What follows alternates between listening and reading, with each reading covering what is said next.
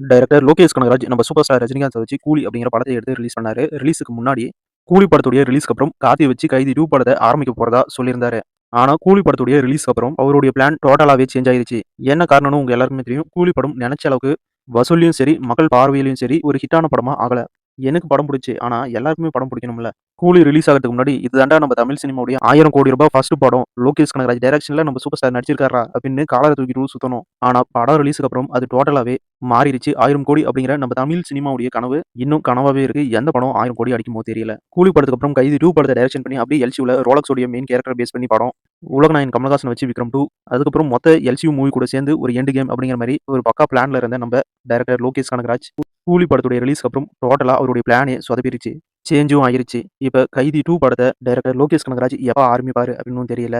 அடுத்தடுத்து எல்சியூ யூனிவர்ஸ்க்குள்ள வர படங்கள் எல்லாமே ஹோல்ட் ஆகி அப்படியே நிக்குது. இப்ப லோகேஷ் கனகராஜ் எல்சியூ படங்களை அப்படியே விட்டுட்டு ஆக்டர் அல்லு அர்ஜுனை ஹீரோ வச்சு ஒரு புது படத்தை டைரக்ஷன் பண்ண போறதா தகவல் வந்திருக்கு. அது மட்டும் இல்லாம பாகுபலி பிரபாஸ் அவர்களையும் வச்சு ஒரு புது படத்தை டைரக்ஷன் பண்ண போறதாவும் தகவல் வந்திருக்கு.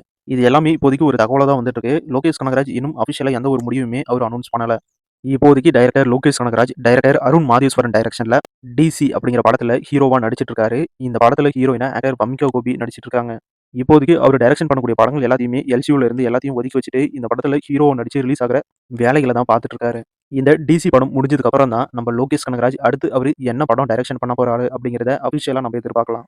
லோகேஷ் கனகராஜ் ஹீரோவா நடிச்சிட்டு இருக்க டிசி படம் ரிலீஸ் ஆனதும் உடனே கைதி 2 ஆரம்பிச்சா நல்லா இருக்கும். வருஷங்கள் உருண்டு ஓடிக்கிட்டே போகுது. அதனால ஹைப் எப்ப இருக்குமோ அப்பவே அதுக்கான வேலைகளை பார்த்து எல்சியூ படங்களை வரிசையா ரிலீஸ் பண்ணியிருந்தா இவ்வளவு நேரம் நம்ம தமிழ் சினிமாவிலே கேங்ஸ்டர் யூனிவர்ஸ் அப்படின்னு ஒரு வேற லெவலான ஹாலிவுட் படங்களுக்கு இணையான ஒரு சம்பவத்தை லோகேஷ் பண்ணியிருப்பாரு.